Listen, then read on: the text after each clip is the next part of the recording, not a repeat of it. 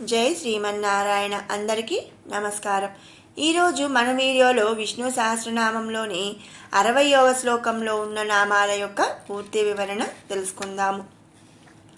భగవాన్ భగహానందీ వనమాలి హలాయుధ ఆదిత్యో జ్యోతిరాదిత్య సహిష్ణుర్గతి సత్తమః. భగవాన్ సృష్టి స్థితి సంహారము చేయు పరమేశ్వరుడు ఉత్పత్తి ప్రళయం సృష్టి సంహారం జ్ఞానము అజ్ఞానమును అన్నీ కూడా తానే సృష్టించుచున్నాడు. అటువంటి వాడు నిత్యతృప్తుడనమాట. సకల జ్ఞానము ఎరిగినటువంటి వాడు. అలాగే స్వతంత్రుడు, ఆది మధ్యాంతరహితుడు. అంటే ఏంటి అంటే మొదలు మధ్య చివర అనేవి ఏవి కూడా స్వామికి లేవు. అలాగే జనన మరణాదులు లేవు. అనంతుడు, మహాబలపరాక్రమవంతుడు. ఇవన్నీ ఈ లక్షణాలన్నీ ఉన్నాయని మనం ముందు నామాల్లో ఒక్కొక్క నామాల్లో కూడా మనం చెప్పుకుంటూ వచ్చాము. ఇలాంటి విశిష్ట లక్షణములు కలిగి ఉండడం చేత అతడే పూజింపతగినవాడు. పరమాత్ముడిని సేవించటము భాగ్యములందు మహాభాగ్యం. ఆ భాగ్యం పొందిన వాడికి సకల శుభాలు కూడా కలుగుతాయన్నమాట.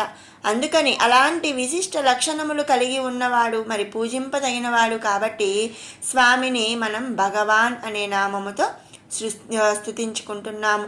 అంతే కదండి. మనం భగవంతుడు అని ఎప్పుడు అంటామండి? ఆయన మనందరికంటే కూడా మనకంటే గొప్పవాడు, మనకంటే డిఫరెంట్, మనకంటే ఎంతో హై రేంజ్లో ఉంటేనే కదా మనం భగవంతుడు అని చెప్పి చెప్తాము. కాబట్టి ఇక్కడ స్వామి ఎన్నో విశిష్ట లక్షణములు కలిగి ఉండటం చేత అతడే పూజింపతగిన వాడు కనుక స్వామిని మనం భగవాన్ అనే నామంతో స్తుతించుకుంటున్నాము. తర్వాత నామం భగహ. భగము అంటే 6 గుణములు అన్నమాట. ఆ 6 గుణములు ఏంటండి? పరిపూర్ణము, సంపద, కీర్తి, జ్ఞానము, వీర్యము, వైరాగ్యము.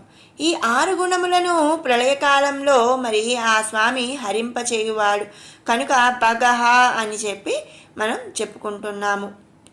తర్వాత నామం ఆనంది.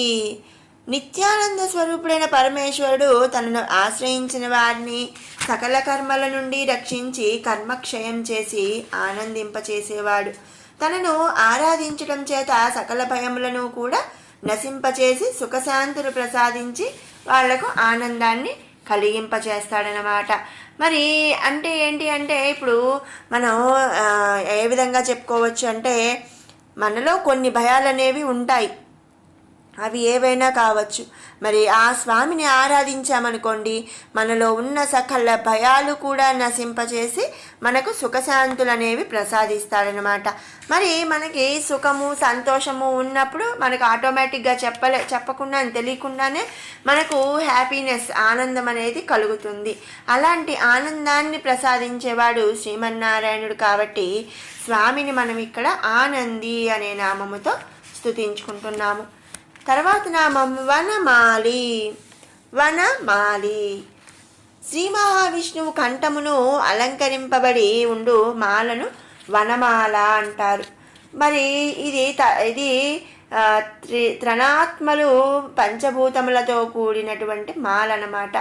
అందుకనే స్వామి కంఠములో వనమాలను అలంకరించి ఉంటాడు కాబట్టి వనమాలి అనే నామంతో మనం స్తుతించుకుంటున్నాము. తర్వాత నామం హలాయుధ. హల ఆయుధ. హల అంటే నాగలి, ఆయుధ అంటే ఆయుధముగా ధరించిన వాడనమాట. నాగలిని ఆయుధముగా ధరించిన వాడు ఎవరండి? బలరాముడు. శ్రీ మహావిష్ణువు ద్వాపర యుగమందు కృష్ణునిగా జన్మించినప్పుడు ఆదిశేషుడు బలరాముడిగా జన్మించాడు. ఆయన ఆయుధం ఏంటండి? నాగలి. సకలమును కూడా శ్రీ మహావిష్ణువు విభూతులే కనుక అంటే అతడే ఆదిశేషుడు. అంతర్యామిగా అతడే అందరి దేవతల్లో పంచభూతాల్లో సకల సృష్టిలో అంతా కూడా ఆయన అంతర్యామిగా ఉన్నాడు కాబట్టి అందరూ ఆయన విభూతులే. అంటే ఆయన రిఫ్లెక్షన్ అని చెప్పచ్చు, ఆయనే అని చెప్పచ్చు. కాబట్టి ఆయన విభూతులే కాబట్టి ఆదిశేషుడు కూడా ఆయన విభూతే అనే నామం ఉద్దేశంతో అతడే బలరాముడు అనమాట. ఆదిశేషుడు బలరాముడే ఆదిశేషుడు. ఆదిశేషుడు శ్రీ మహావిష్ణువు యొక్క విభూతే అని చెప్పి స్వామిని మనం ఇక్కడ హలాయుధ అనే నామముతో స్తుతించుకుంటున్నాము. తర్వాత నామం ఆదిత్య. కశ్యపుడు అదితికి శ్రీ మహావిష్ణువు ఇంద్రుని తర్వాత వామనుడిగా జన్మించాడనమాట. బలిని 3 అడుగుల నేలను కోరి అతనిని పాతాళమునకు తొక్కి లోక కళ్యాణం చేసినవాడు వామనుడు. అదితికి పుత్రుడు కనుక ఆదిత్యుడయ్యాడు.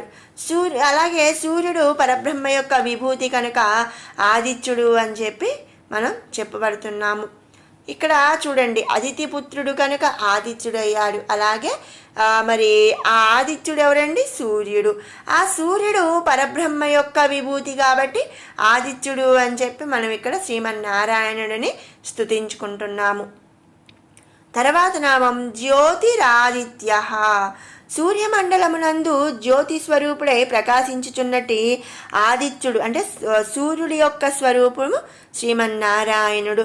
పరమాత్ముడు స్వయం ప్రకాశి. అతడి తేజస్సుకు వేరే ఆధారం ఏమీ లేదు కనుక అతనిచే ప్రకాశించబడే సూర్యచంద్రులు, అగ్ని వంటివి కూడా ఆ స్వామి యొక్క విభూతులే అని చెప్పి మనం ఇక్కడ తెలుసుకోవాలి. అందుకనే జ్యోతిరాదిత్య అనే నామంతో స్వామిని స్తుతించుకుంటున్నాము. తర్వాత నామం సహిష్ణు. సహిష్ణు దేవతలు, నరులు, అసురులు, సకల జీవుల పాపములను కూడా మహాప్రళయం వరకు కూడా సహించినటువంటి వాడు శ్రీమన్నారాయణుడు. అందుకనే మరి స్వామిని సహిష్ణు అనే నామముతో ఇక్కడ స్తుతించుకుంటున్నాము. తర్వాత నామం గతి సత్తమః. పరమేశ్వరుడు లోకరక్షకుడు. సర్వకాల సర్వావస్థలందు కూడా నీవే నాకు గతి అని ఆశ్రయింపదగినటువంటి వాడు. అంటే ఏంటి అంటే మనం ఎవరిని ఆశ్రయించకపోయినా ఒక శ్రీమన్నారాయణుడిని మాత్రం మనం నువ్వే గతయ్యా మాకు, నువ్వే ఇంకా నాకు అని చెప్పి స్వామిని ఆశ్రయింపదగినటువంటి వాడనమాట. తనని ఆశ్రయించిన వారికి వ్యర్థము కానటువంటి అభయము కూడా ప్రసాదించేవాడు శ్రీమన్నారాయణుడు. అందుకనే అంటే మరి ఇక నువ్వే నా గతి అని చెప్పి ఆశ్రయించదగినటువంటి వాడు కాబట్టి స్వామిని మనం ఇక్కడ గతి సత్తమః అనే నామముతో స్తుతించుకుంటున్నాము. ఇది 60వ శ్లోకంలోని నామాల యొక్క పూర్తి వివరణ. ఇప్పుడు 51 నుంచి 60వ శ్లోకం వరకు కూడా ఒకసారి పారాయణ చేసుకుందాము.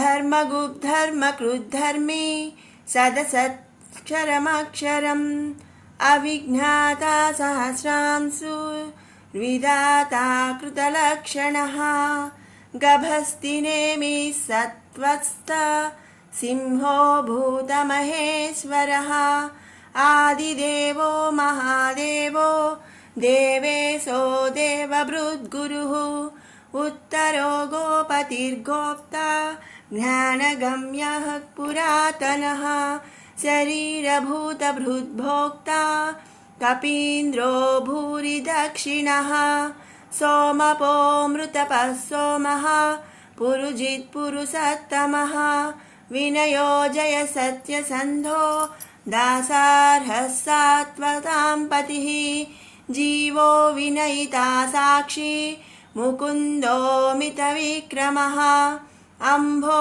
నిధిరనంతాత్మా మహోదధిశయోऽन्तకः అజో మహార్హः స్వభావ్యో జితామిత్రः ప్రమోదనः ఆనందో నందనో నంద సత్యధర్మా త్రివిక్రమः మహర్షిः కపిలాచార్యः కృతఘ్నో మేదినీపతిः త్రిపదస్త్రిదశాధ్యక్షో మహాశృంగः కృతాంతకృత్ మహావరాహో గోవింద సుషేణః కనకాంగదీ గుహ్యో గభీరో గహనో గుప్తశ్చక్రగదాధరः వేదాస్వాంగోజితः కృష్ణో దృఢः సంకర్షణోచ్యుతः వరుణో వారుణో వృక్షः